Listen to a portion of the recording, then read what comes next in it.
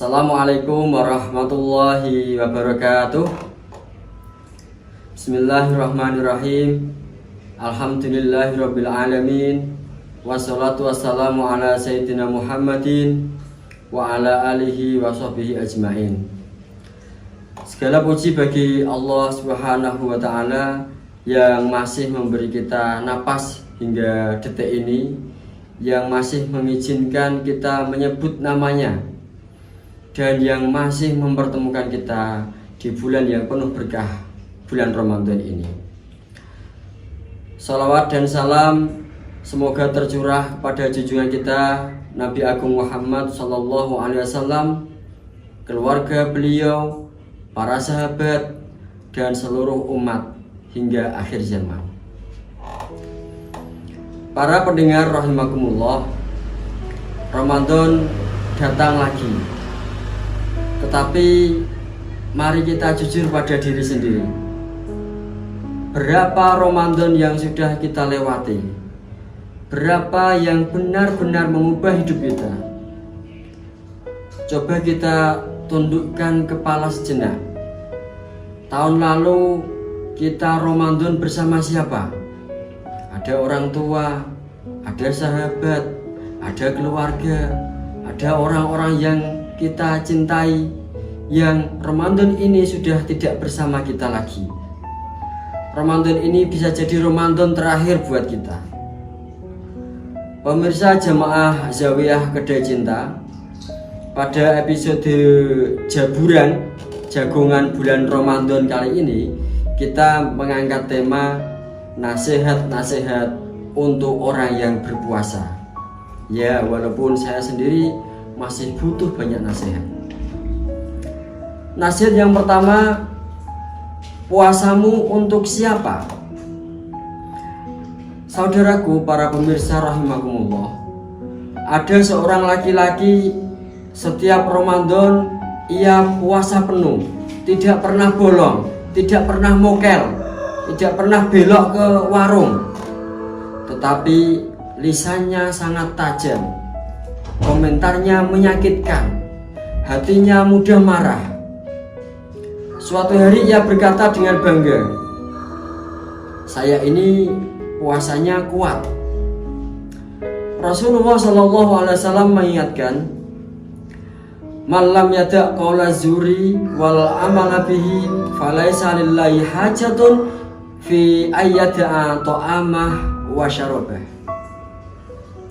Barang siapa yang tidak meninggalkan perkataan dusta dan pengamalannya, maka Allah tidak butuh lagi dari rasa lapar dan haus yang dia tahan. Hadis riwayat Bukhari. Saudaraku, Allah tidak membutuhkan lapar kita. Allah tidak perlu rasa haus kita. Yang Allah cari adalah hati yang tunduk. Dalam hadis qudsi Allah berfirman, as-saumu li wa ana ajzi bihi. Puasa itu untukku dan aku sendiri yang akan membalasnya. Puasa itu rahasia, tidak ada yang tahu kecuali kita dan Allah Subhanahu wa taala. Maka tanyakan pada hari ini, aku puasa karena siapa? Apakah karena kebiasaan? Apakah karena keluarga? Apakah karena terpaksa? Atau benar-benar ingin dekat dengan Allah lillahi ta'ala? Nasihat yang kedua, jangan biarkan pahalamu dicuri. Para pemirsa, ada orang yang puasanya utuh secara fisik, tetapi pahalanya bocor kemana-mana, dicuri oleh ghibah, oleh status yang menyindir, komentar yang pedas, pandangan yang tidak halal, hati yang selalu iri, amarah yang tidak pernah terkendali. Rasulullah bersabda, rubba shaimin laisa lahu min siyamihi illal ju' wa rubba qaimin laisa lahu min qiyamihi illa syahr. Berapa banyak orang yang berpuasa tidak mendapatkan pahala puasa kecuali rasa lapar dan haus saja. Berapa banyak orang yang bangun malam tetapi tidak mendapatkan apa-apa kecuali hanya bangun malamnya saja. Saudaraku, kalau ada yang memancing emosi kita, katakanlah inni shaimun, inni shaimun. Aku sedang berpuasa. Aku sedang berpuasa. Itu bukan sekedar ucapan, tetapi itu adalah alarm jiwa. Puasa melatih kita untuk bisa menahan diri, bukan membenarkan ego. Nasihat yang ketiga, cerita seorang ibu dan sepiring nasi. Izinkan saya bercerita. Ada seorang ibu menjelang maghrib ia menanak nasi. Anaknya bertanya pelan, "Bu, lauknya apa hari ini?" Ibunya sambil tersenyum menjawab, "Hari ini nasi saja ya, Nak." Padahal sebenarnya memang tidak ada uang. Uangnya habis, tidak bisa membeli lauk. Ia sengaja berpuasa agar anaknya bisa makan. Saudaraku, di luar sana ada yang berbuka dengan menu yang mewah, tetapi masih banyak yang berbuka dengan hanya air putih saja. Ada yang iftarnya di hotel yang megah, tetapi ada yang iftarnya di emperan di pinggir jalan. Puasa mengajari empati dan juga kepedulian. Rasulullah SAW bersabda, "Man fattara shaiman kana lahu mislu ajri." Barang siapa yang memberi makan orang yang berpuasa, maka ia mendapatkan pahala seperti orang itu. Sedekah tidak harus besar. Kadang sebungkus nasi, segelas teh hangat, kadang sekedar mendoakan atau dengan senyuman. Jangan menunggu kaya untuk berbagi. Nasihat yang keempat adalah Ramadan tanpa Al-Quran adalah kehilangan yang besar. Allah Subhanahu wa ta'ala berfirman, "Syahrul Ramadan alladzi unzila fihi al-furqan hudan lin-nasi wa bayyinatin minal huda wal furqan." Bulan Ramadan adalah bulan yang di dalamnya diturunkan Al-Quran sebagai petunjuk bagi manusia dan penjelas bagi petunjuk itu, serta pembeda antara yang hak dan yang batil. Al-Baqarah 185.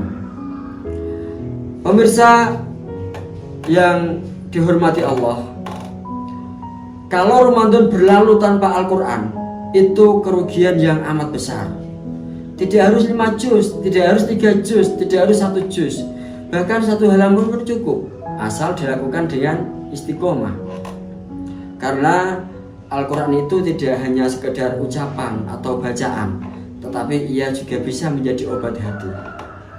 Hati yang jauh dari Al-Quran mudah gelisah, mudah marah, dan juga mudah putus asa. Izinkan saya bercerita. Dahulu ada seorang laki-laki yang sangat keras dan juga tegas.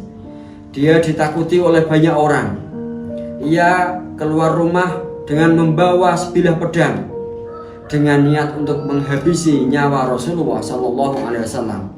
Namanya adalah Umar bin Khattab.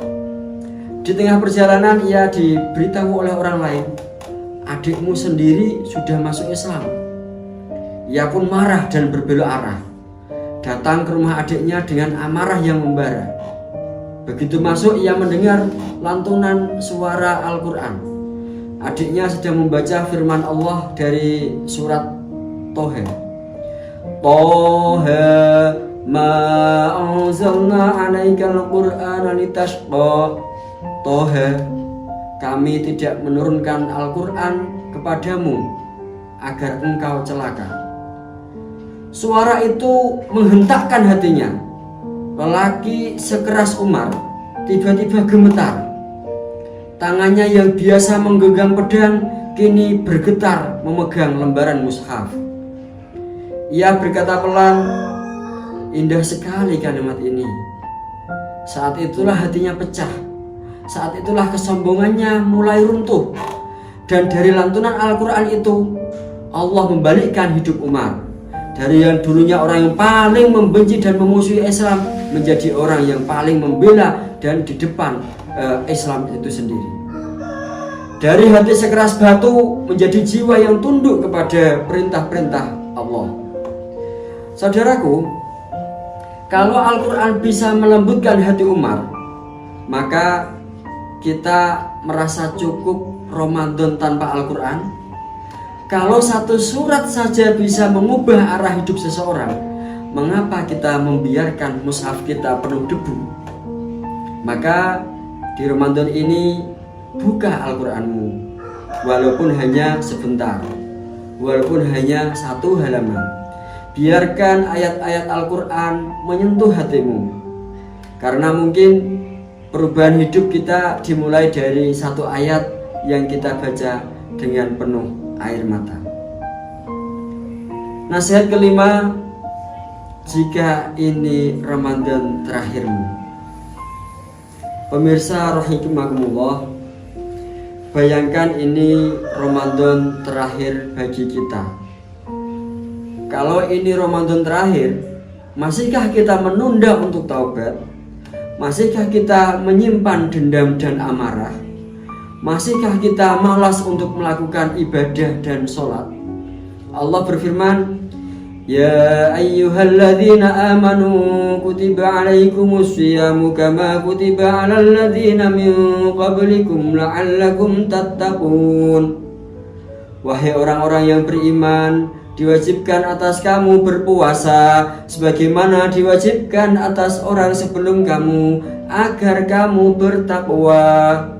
Al-Baqarah ayat 183. Tujuan puasa bukan sekedar menahan lapar, bukan sekedar menahan haus dan dahaga, tetapi tujuannya adalah takwa, taqarrub ilallah, menjalankan perintahnya dan menjauhi larangannya. Ramadan bukanlah garis finish terakhir. Ramadan adalah titik balik. Kalau sebelum Ramadan jarang sholat, mulailah dari sekarang. Kalau dulu lisan kita kasar, lembutkanlah mulai hari ini. Kalau dulu jarang minta maaf, mulai hari ini. Mari kita mengangkat tangan, menengadah berdoa kepada Tuhan. Allahumma taqabbal minna siyamana wa qiyamana. Allahumma ighfir lana dzunubana wa la taj'alna minal mahrumin. Ya Allah, jika hari ini kami menangis, itu karena kami takut kehilangan rahmat-Mu. Ya Allah, kami datang membawa dosa, kami pulang berharap ampunan. Ampuni kami, ampuni orang tua kami, ampuni guru-guru kami, dan jadikan Ramadan ini awal perubahan hidup kami. Amin ya rabbal alamin. Wallahul muwaffiq ila aqwamit thoriq. Wassalamualaikum warahmatullahi wabarakatuh.